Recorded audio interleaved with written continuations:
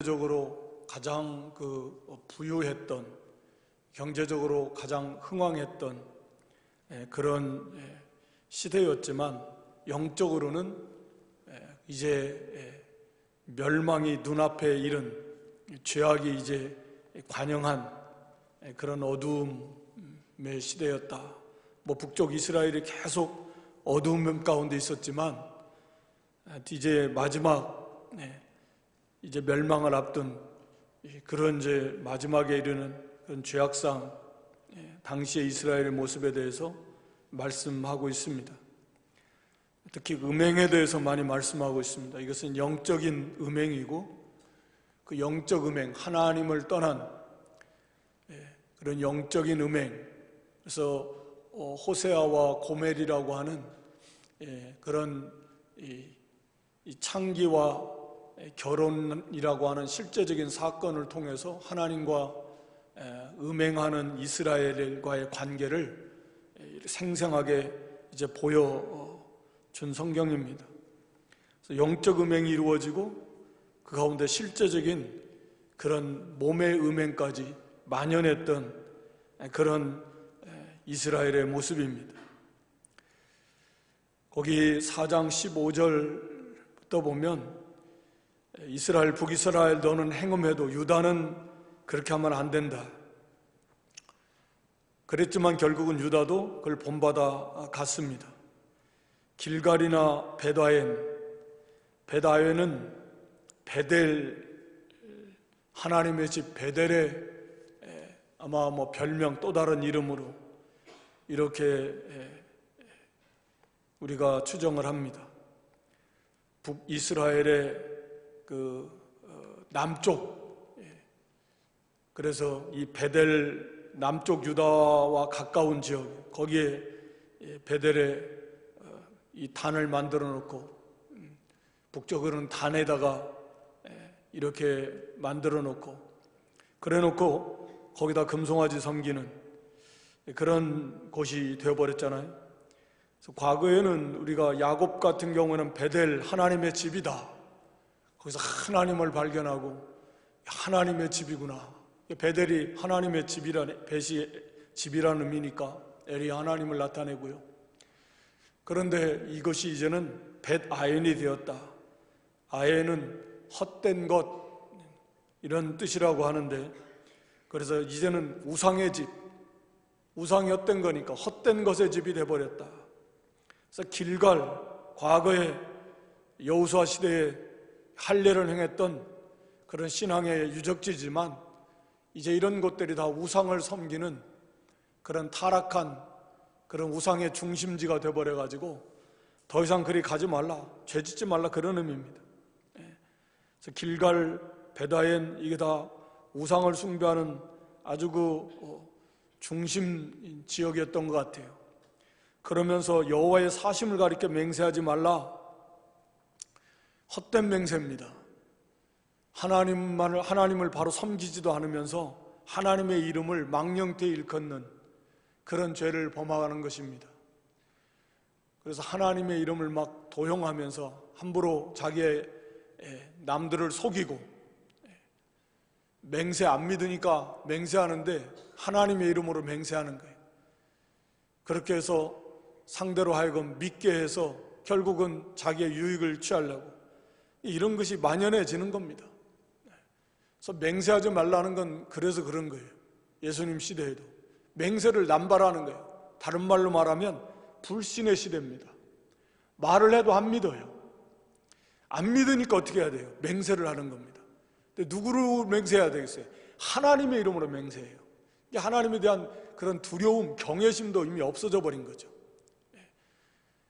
하나님의 이름을, 여호와 이름을 망령되이 일컫지 말라 그랬는데 그런 의식이 없어요. 그래서 하나님의 이름으로 맹세를 해요. 사실은 그래도 안 믿어요. 사실은 그래도 안 믿습니다. 얼마만큼 하나님 백성들이라고 하는 사람들이 서로 하나님 이름으로 맹세를 하는데도 안 믿어요. 참 기가 막힌 일인 것입니다. 그냥 말하면 믿어야 되는데 안 믿으니까 하나님의 이름으로 맹세해. 그것도 이제 남발하니까 안 믿는 거예요. 여호와의 사심을 가리켜 맹세하지 말아라. 헛된 맹세를 통해서 이 속이고 죄를 짓고 돌아가고 우상을 섬기면서 하나님의 이름을 그렇게 죄를 짓는데 자기의 이익의 도구로 쓰고 이런 죄악입니다. 완강한 암소처럼 완강하다 이스라엘이. 암소도 아마 고집이 센 모양인데 황소에 비하면 암소는 좀 온순한 것처럼 보이잖아요. 황소는 벌써 막 큰 뿔이 있고 겉에 봐도 고집도 셀 것 같고 막 거칠어 보이지만 거기에 비하면 암소는 그래도 뭔가 좀 황소보다는 온순해 보이는 것 같은데 이게 아마 고집이 또 완강한 암소, 고집 한번 부리면 황소 고집 저리 가라는 거예요. 이스라엘이 겉으로는 조금 온순한 것처럼 보이는데도 고집, 속은 아주 완고해가지고 하나님의 말씀을 거역합니다. 그래서 여호와께서 어린 양을 들여서 먹임같이 저희를 먹이시겠느냐. 들에서 어린 양을 먹일 때는 어린 양이 마음껏 들에서 그 푸른 초장 쉴만한 물가로 하나님이 인도해 주시니까 거기서 먹고 마시고 쉬고, 양은 웬만하면 눕지를 않는다는데 그만큼 까다롭대요. 그러나 정말 누울 때는 완벽하게 그런 어떤 위험의 요소도 없다고 생각되고, 그리고 불편함도 없고 만족하게 먹고 하여튼 최상의 조건이 됐을 때 양은 보통 이렇게 눕는다는데, 그러니까 하나님께서 그 양들처럼 잘 인도를 받으면 목자 되신 하나님이 들에서 마음껏 자유롭게 뛰어놀면서 먹고 마시고 쉬고 뭐 그런 표현이잖아요. 그렇게 하나님이 복된 길로 인도하실 건데 이스라엘이 그 완강한 암소처럼 가라 가자 그래도 안 가고 이리 와도 안 가고 지고집대로 우상 섬기고 죄를 짓고 돌아가니까 그거 어떻게 하겠습니까? 이제는 코를 깨가지고 그 멍에를 메고 해서 강제로 해서라도 끌고 가는 그런 하나님의 징계가 임하지 않겠습니까? 에브라임이 우상과 연합했다. 하나님과 연합한 이스라엘이어야 되는데 우상과 연합해서 이제는 버려두라는 건 이건 뭐 이제는 이스라엘은 앞으로 심판밖에 받을 게 없다라는, 참 하나님께서 너무 마음이 상하셔가지고 아마 하시는 표현. 그러면서도 사실 이런 말씀을 주시는 것은 그래도 회개하라는 거죠. 이제 마지막 우리가 6장에서도 하나님이 회개하는 걸 기다리시는 거예요. 이제 내버려두라고 하면서 사실은 이런 말씀을 호세아를 통해서 주시는 것 자체가 그래도 회개하라는 거예요. 들을 게 있는 자 듣고 회개하면 그건 살 길이 열리는 거니까. 저희가 마시기를 다하고는 행음하기를 맞이 아니하며 우상 섬기는 그런 제사 의식의 모습을 가리키는데 뭐 포도주 먹고 마시고 죄악의 어떤 쾌락을 즐기면서도 그러면서도 또 신을 섬기고 또 거기서 또 복을 받는다고 그러니까 꼭 먹고 안 먹고 그러지 않겠어요?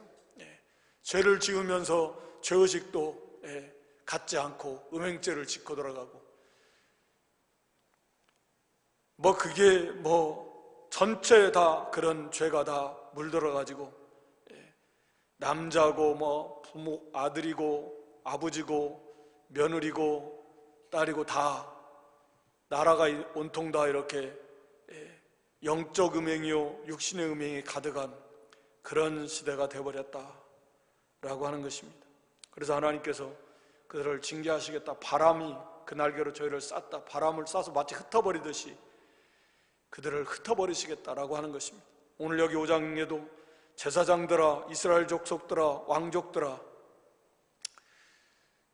영적인 지도자들, 바르게 가르치고 교훈하고 본을 보여야 될 그런 지도자들, 그 책임이 그러니까 더 클 수밖에 없습니다. 우리 야고보 3장에서도 선생된 자들이 더 감당해야 될 책임이 당연히 큰 거죠. 그렇게 해서 이 제사장들, 지도자들인데 이들이 먼저 타락하고 탐욕에 빠지고, 그리고 왕족들, 이스라엘 족속들, 일반 백성들도 포함이 되겠지만 특히 이 뭔가 중산층들, 다 타락해서 하나님께서 들으라, 깨달으라, 귀를 기울이라, 뭐 비슷한 표현인데 이렇게 반복해서 하나님 말씀을 들으라니. 이건 복된 말씀이야, 심판의 말씀이에요. 좀 심판의 말씀이라도 듣고 정신이 버뜩 나가지고 두려움이 임해서 그러면 회개하지 않겠어요? 그런데 이게 감각이 없어가지고 술에 취하면 아픈 줄도 모른다. 잠언 23장에도 보면 그러잖아요. 사람이 취하면 이 감각이 없어져요. 위험해도 위험한 줄도 모르고, 아파도 매를 맞아도 아픈 줄도 모르고, 이게 죽을 때가 다 돼가는데 이게 그런 줄도 모르는 것이고, 이 감각이 없어지는 거예요. 그게 무서운 거죠. 감각이 살아있어야 아이고 이게 아프다, 이거, 예. 아이고 뜨겁다, 이거. 그래서 빨리 돌이키고, 예. 그걸 고치려고 그러고 치료하려고 그러는데 감각이 없어가지고 이게 이렇게 되면 이건 이제 망하는 거죠. 예. 상태가 얼마나 위험한 줄도 모르고, 고난을 받고 징계를 해도 아픈 줄도 모르고, 그렇게 나가니 얼마나 참 안타까운가요. 그래서 하나님께서는 들으라, 깨달으라, 귀를 기울여라. 하나님의 마음이 느껴지잖아요. 그냥 싹 쓸어버리시면 되지만 이들을 향한 하나님의 사랑이에요. 제발 좀 깨닫고 제발 좀 돌아와라. 그게 하나님의 마음이지, 이건 뭐 심판하려면 그게 뭐 이렇게 어렵겠습니까? 이게 참 하나님의 사랑이 기이함. 말씀드렸듯이 우리가 이 부부의 관계를 들어서 하나님과 이스라엘 백성, 그리스도와 교회의 관계를 말씀하고 있는데, 다른 것은 용납이 돼요. 좀 다른 거 뭐 음식을 잘 못할 수도 있고, 좀 청소 좀 안 하고 지저분하게 할 수도 있고, 귀가 좀 얇아가지고 어문디 들어가지고 그냥 팔랑귀가 돼가지고 헛된 데 돈을 좀 쓸 수도 있고, 또 마찬가지예요. 돈을 좀 잘 못 벌어할 수도 있고, 뭐 실수도 할 수도 있고, 그런데 그런 것은 이해도 할 수도 있고 다 그걸 가지만, 그러나 이 음행죄를 짓는다. 이것은 부부의 관계의 근본을 깨트리는 거거든요. 이것은 용납하기가 쉽잖아요. 이것은. 네. 다른 것은 다 뭐 부족함도 있고 흠도 있고 그런 것은 서로 다 이해해주고 참아주고 받아주고 그러면서 갈 수 있지만, 이 음행죄는 이건 안 되는 거잖아요. 네. 이건 정말 참기 힘든 거예요. 하나님이 이 이스라엘 백성들이 다 부족해요. 부족한데 이 우상 섬기는 죄는, 이건 완전히 이건 하나님이 아닌 다른 것을 하나님이다, 남편 버리고 다른 것을 남편으로 삼고 사는 거나 똑같은 거거든. 이건 정말 하나님을 심히 진노케 하는 거예요. 우리가 생각해 보면 아는 거예요. 그럼에도 불구하고 하나님께서는 앞에서도 다시 또 이렇게 음행죄 짓고 바람나서 나가버린 고멜을 찾아와라. 그 사랑에서, 하나님의 사랑인데, 이렇게 우상을 섬기고 하나님을 거역하고 고집하기, 뭐 가다가 실수해서 죄 짓는 게 아니고, 이건 아예 그냥 고집을 피우고 아는. 그럼에도 불구하고 하나님께서는 제발 좀 들어라, 깨달아라, 너 이대로 가면 이제 망한다, 심판. 좀 회개하고 돌아오라고. 그런 하나님의 참 변함없는 그런 하나님의 사랑입니다. 그들이 미스바에서 올무가 되고 다보리에서 친 그물, 미스바에서 하는 행위들이 이스라엘의 올무, 덫이 되는 거예요. 한번 걸리면 못 빠져나오잖아요. 짐승이 덫에 걸리면, 함정에 빠지면. 그러니까 아마 미스바나 다볼도, 미스바도 뭐 이게 뭐 어떤 미스바냐, 뭐 사무엘 시대에 했던 그 회개운동을 했던 그런 신앙의 유적지냐, 또 일부에서는 뭐 아니 갈릴리 지역에 있는 뭐 그런 뭐 미스바다, 하여튼 미스바, 다볼, 이것도 그 사사기에 보면 이 이 드보라 바락, 그때 이 대적들을 물리친 것이 다볼산인데, 이런 곳이 우상을 섬기는 또 그런 대표적인 곳이 되었고, 그런 곳에서 이렇게 죄를 지음으로 이것이 이스라엘 백성들의 올무와 같고 그물과 같아서 망하게 된다라고 하는 것입니다. 살육죄에 깊이 빠졌다.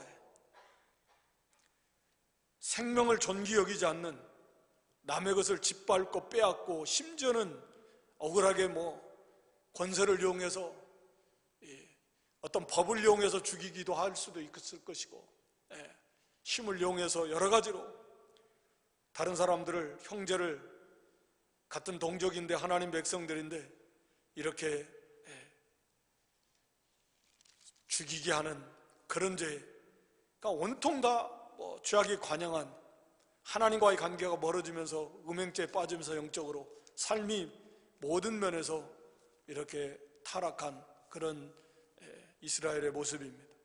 그래서 3절에 에브라임은 내가 알고 이스라엘은 내게 숨기지 못하나니, 하나님이 모르신 것 있겠어요? 하나님 다 알아주시고, 특별히 하나님의 특별한 사랑의 대상자로 삼아서 선택해서 구원해서 하나님 백성을, 하나님 섬기는 백성으로 삼아주셨더니,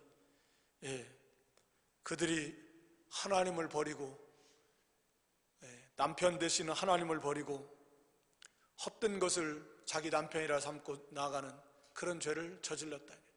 그러니까 기가 막힌 거죠. 우리가 에스겔 16장인가요? 그 보면 과거의 그 이스라엘의 모습을 그리는 표정이 나오는데 그 내용이 쭉 나오잖아요. 그 완전히 그 비참한, 다 내다 버린 것과 같은, 그 탯줄조차도 끊지 못하고 놔두면 그거 죽는 거예요, 비참하게. 그런 것을 하나님이 데려다가 그거 잘 씻기고 양육하고 곱게 해서 잘 키워서 아름답게 해놨더니 이제는 음행하고 돌아가다는 거예요. 그 하나님을 섬기는 게 아니고. 그러니까 참 기가 막힌 겁니다. 4절에 저희의 행위가 저희로 자기 하나님에게 돌아가지 못하게 하나니 이는 음란한 마음이 그 속에 있어서. 그러니까 이 말씀은 말씀드린 대로 실수해가지고 대표적인 경우가 다윗과 같은 경우라 할 수 있을 겁니다. 큰 죄를 물론 지었지만 일순 실수해가지고 음행죄를 저질렀어요. 그 가리우려고 살인죄까지 저지르는 큰 죄를 저질렀지만 회개했습니다. 죄를 지적받을 때 거꾸로 져서, 그리고 일생 동안 회개하는.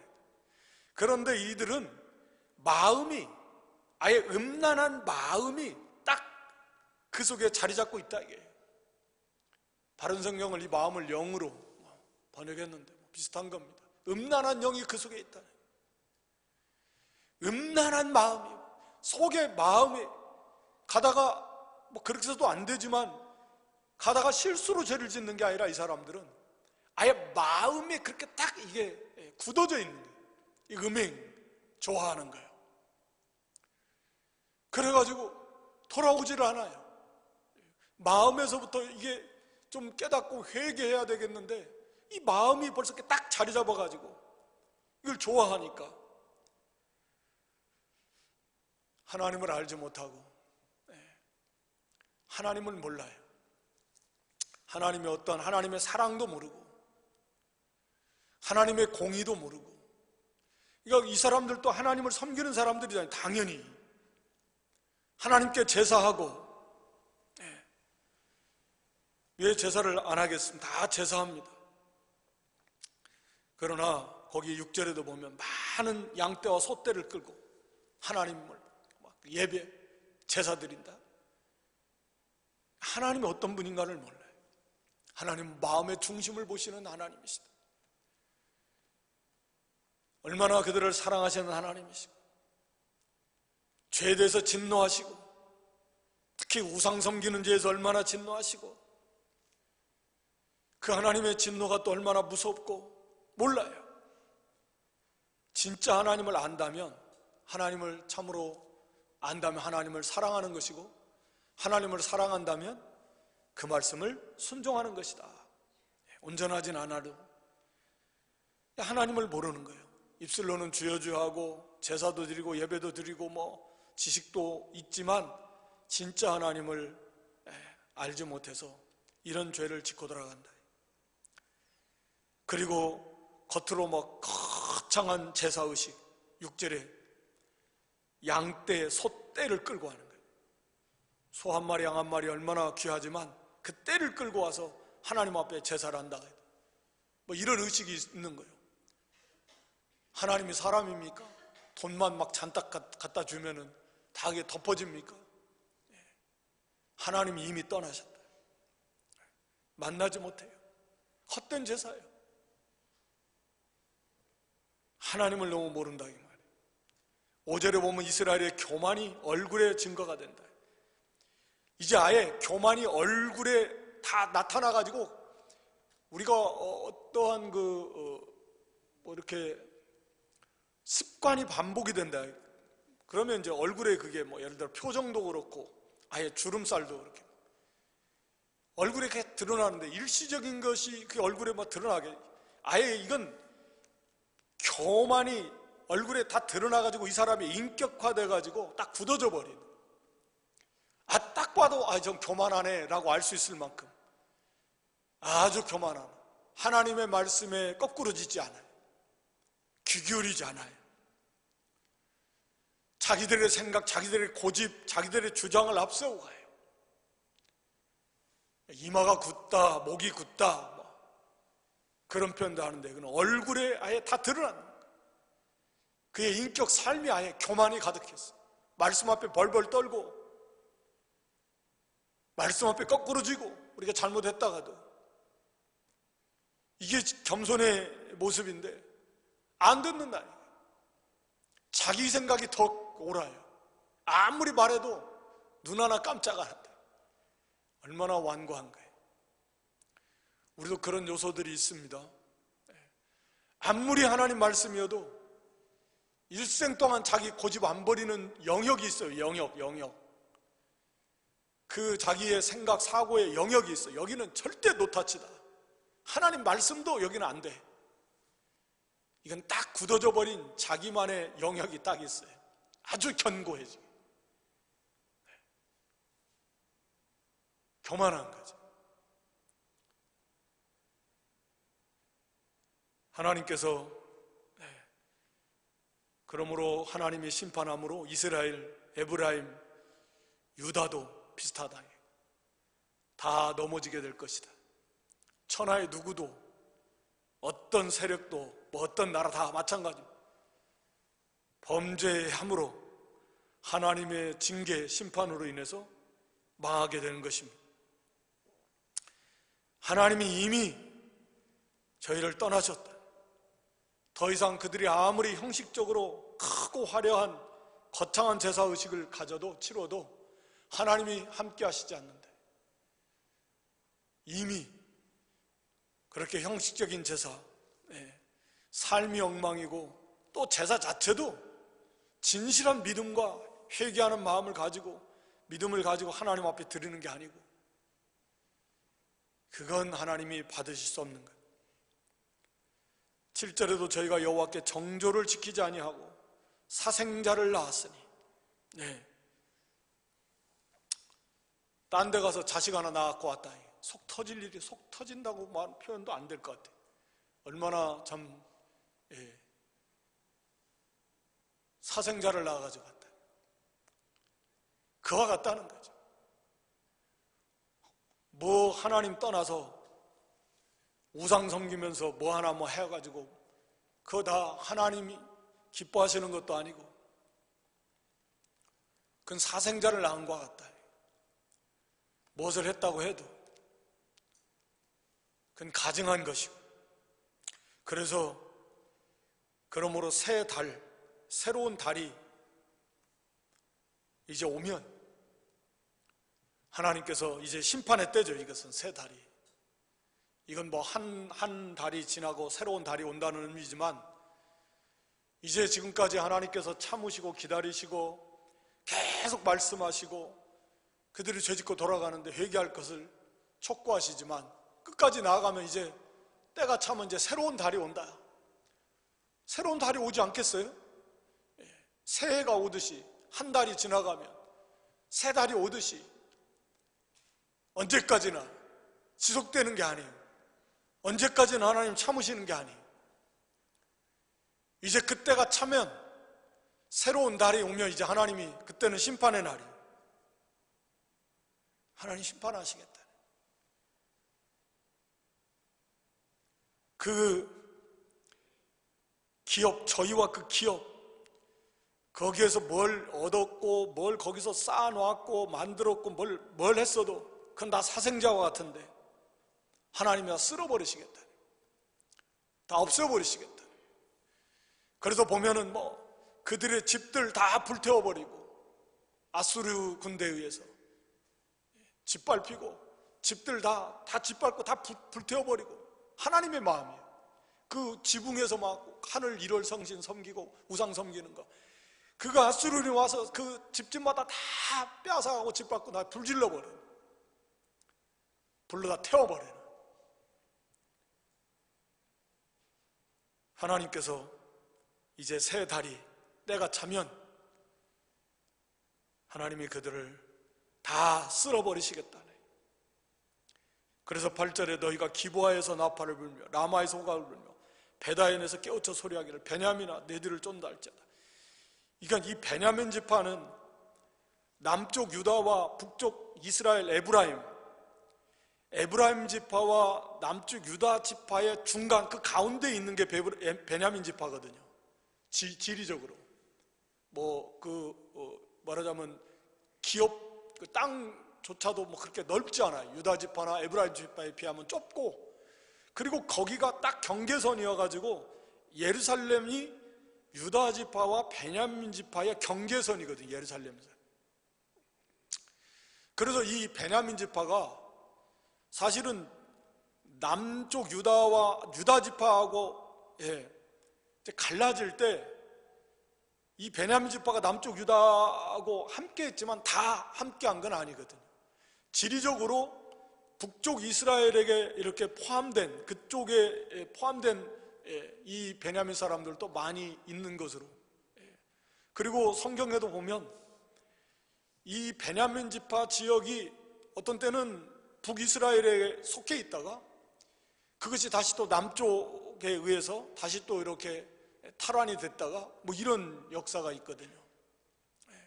바하사 때, 그런데 바하사 왕, 북이스라엘 바하사 왕 때. 그러니까 그런 지역이니까 이게 북쪽 이스라엘 편에서 보면 최남단이에요. 유다에 근접한 베냐민 지역이 그런 지역입니다. 예루살렘도 베냐민 지역의 일부가 또 베냐민 지파의 일부가 예루살렘의 일부가 베냐민 지파에 속해 있는 거예요. 그렇지만 그 베냐민 지파의 또 북쪽 지역은 북이스라엘 지역. 그래서 여기 나오는 그런 지역들이 기브아나 라마나, 사실은 이게 애초에는 베냐민 지파의 땅이었지만 이게 이제 말씀드린 대로 나눠지면서 북이스라엘의 일부가 편입이 됐다, 이렇게 보시면 되는 거예요. 남쪽 예루살렘 쪽은 이제 유다 쪽으로 이렇게 붙었고, 북쪽은 에브라임, 북이스라엘 쪽으로 붙었고, 그래서 여기 나오는 지역들은 그런 베냐민 지파 중에서도 북쪽에 있는, 그러니까 북이스라엘로 보면 최남단이에요. 그러니까 여기에 벌써 적들이 여기까지 밀고 내려왔다라는 거예요. 야, 도망가, 이제 막 나팔을 불면서 적들이 쳐들어온다, 너 여기 도망가라, 막 호각을 불면서 빨리 도망가. 이 말은 이미 다 북쪽 나머지 지역은 아수르에서 다 짓밟히고 이제 마지막 유다와의 경계에 있는 이 고을들까지 여기서도 다 도망갈 것이다. 그러니까 완벽하게 다 짓밟힌다, 그런 의미입니다. 그래서 견책하는 날에 에브라임이 황무할 것이라. 하나님이 이제 징계하시고 심판하실 때는 그렇게 에브라임은 북이스라엘을 대표하는 지파니까 북이스라엘이 황무하게 됩니다. 아무리 거기다 많이 쌓아놓고 아름답게 치장해놓고 해봐도 다 철저하게 짓밟히고 빼앗기고 황무하게 될 것입니다. 반드시 있을 것이다. 9절에 보면 내가 이스라엘 지파 중에 필연 있을 일을 보였노라. 반드시 있습니다. 근데 남쪽 유다 방백들은 10절에 지게표를 옮기는 자 같다. 지계표는 이게 보통은 원래 의미는 이 땅의 경계잖아요. 땅의 경계. 돌을 세워놔가지고 여기까지가 우리 땅이다, 우리 밭이야, 그렇게 돌 세우는 걸 말하는 거예요. 그게 지계표, 경계표. 그래서 이거 옮기지 말라 그랬어요. 하나님이 주신 기업을, 땅을 살짝 옮겨가지고 그걸 자기 것으로 만드는 거예요. 옛날에 보면 그런 일이 많이 있었다 그래요. 담을 자꾸 조금씩 바깥으로 이렇게 쌓고 늘리는 거예요. 돌땅 같은 걸 자꾸 이렇게 밖으로. 그래가지고 그렇게 몇십 년 지나면 그게 자기 땅이에요. 이와 같이 이 지계표를 옮기는 거 그 성경이 금하고 있습니다. 자기 남의 것을 강제로 또는 속여서 빼앗지 말라라는 거예요.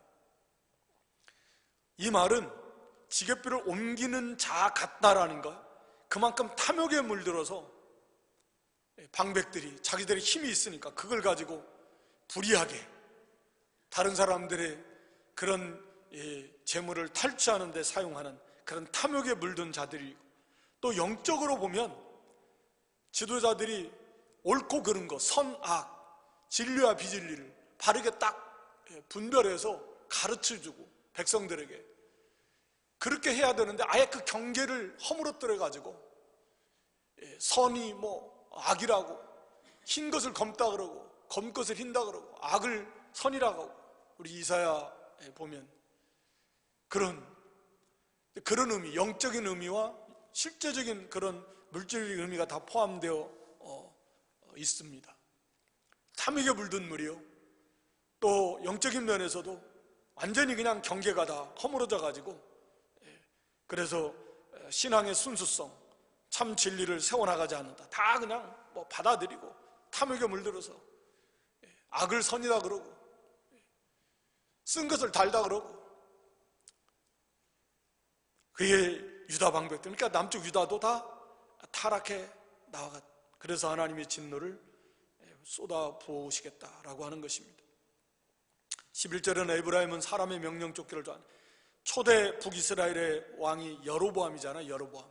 그래서 금송아지 만들어 놓고 절기를 7월 절기를 8월 절기로 바꿔놓고, 레이지파가 아닌 아무나 갔다가 돈만 가져오면 제사장 세워놓고 성경을 다 바꿔버리면서 그렇게 세워놨는데, 그걸 또 그대로 받아들여가지고 하나님 말씀이 다 있는데 그 말씀대로 기준에서 가야지, 사람의 명령을 말씀보다 우선해가지고, 그래서 느바세 아들 여로보암의 죄가 처음부터 끝까지 한 번도 그 죄에서 벗어난 왕이 없어요, 북쪽 이스라엘에.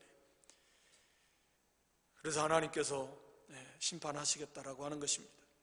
그러므로 12절에는 에브라임에게는 좀 같고 유다 족속에게는 썩이는 것 같도다. 좀이 먹으면 점점 막 갑자기 임하는 게 아니라 서서히 좀 먹으면서 이렇게 부스러져 없어지는 것처럼, 썩는 것도 서서히 썩어서 점점 약해지는 거예요.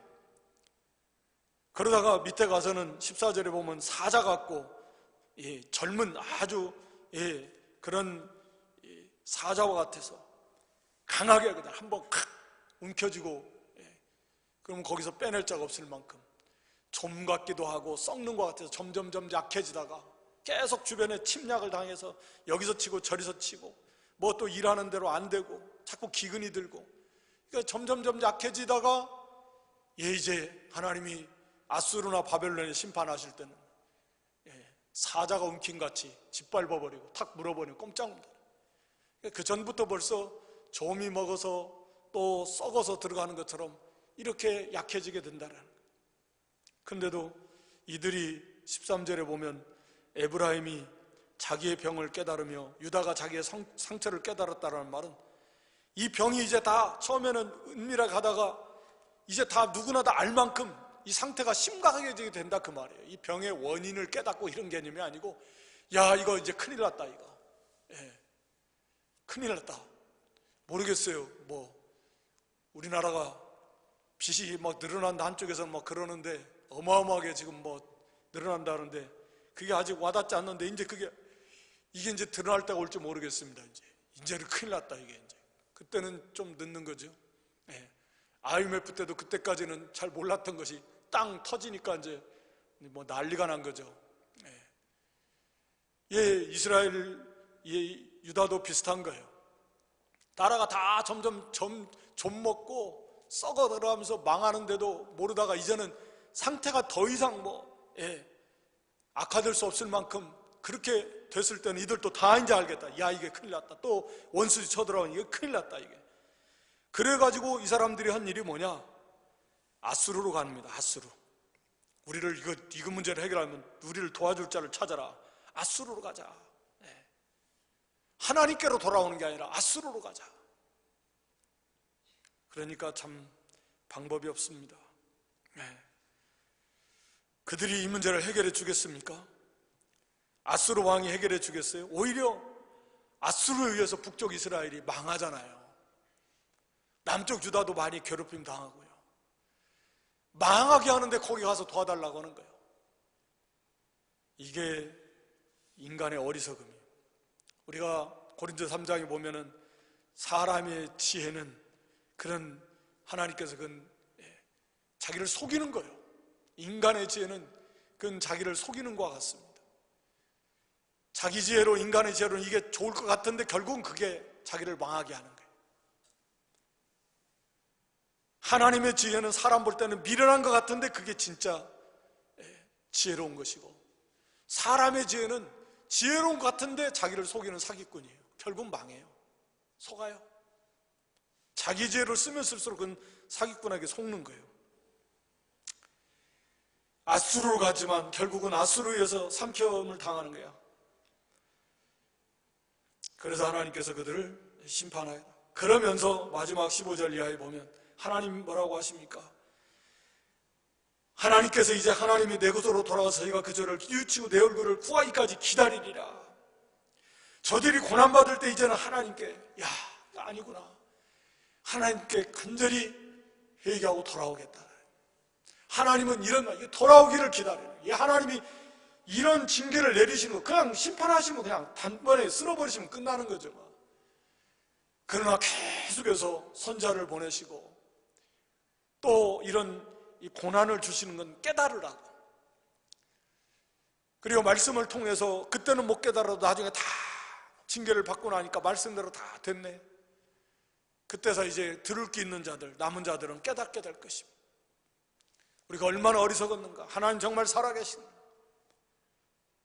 그걸 깨닫고 이제 하나님께로 돌아가자. 우리를 다 찢으셔도 하나님은 다시 낫게 하시는, 치셔도 다시 싸매어 주시는 우리 하나님, 그 하나님께로 돌아가자. 이렇게까지 가서 돌아가면 그건 참 어리석은 거죠. 이런 말씀을 왜 우리에게 주시겠어요? 이렇게까지 어리석은 자가 되면 안 되는 거예요. 맞을 거 다 맞고, 그럴 때서야 하나님 앞에 돌아오면 되겠습니까? 그저 그냥 말씀 한마디라도 딱 우리가 접하고서 그냥 민감하게 거기에 반응하면서 정신이 번쩍 나가지고 회개할 바를 회개하고 고칠 바를 고치고 하나님께로 바로 서는 게 그게 믿음이고 그게 지혜가 있는 거지. 이걸 보면서 헛된 것을 의지하고 하나님 자리에다 놓고 가는 우상이 얼마나 참 무서운 죄이고 하나님 마음이 얼마나 아프신가. 우리가 우리 몸에 와 닿는 겁니다. 얼마나 이게 심각한 문제인가. 우상을 섬기고 다른 것들을 하나님 자리에 놓는 것이 우상인데 하나님이 얼마나 진노하시고 이게 얼마나 심각한 문제인가. 그리고 그것이 전 삶으로 다 이렇게 떠나서 부패되어져 가는데 우리가 이것을 심각하게 여기고 하나님께로 정말 마음이 하나님을 떠나지 아니하고 우리가 하나님을 더 가까이 하고 또 하나님 철저하게 하나님 중심의 신앙, 실수는 할 수 있지만 그러나 마음이 하나님을 떠나면 안 돼. 완고해지면 안 됩니다. 교만이 인격화돼도 안 되고, 그리고 언제나 우리가 하나님의 그 마음을 헤아려서 우리가 하나님께로 좀 더 가까이 나아가고 이런 어리석음에 빠지지 않는 그런 깨어있는 믿음 되시기를 주님의 이름으로 축원합니다.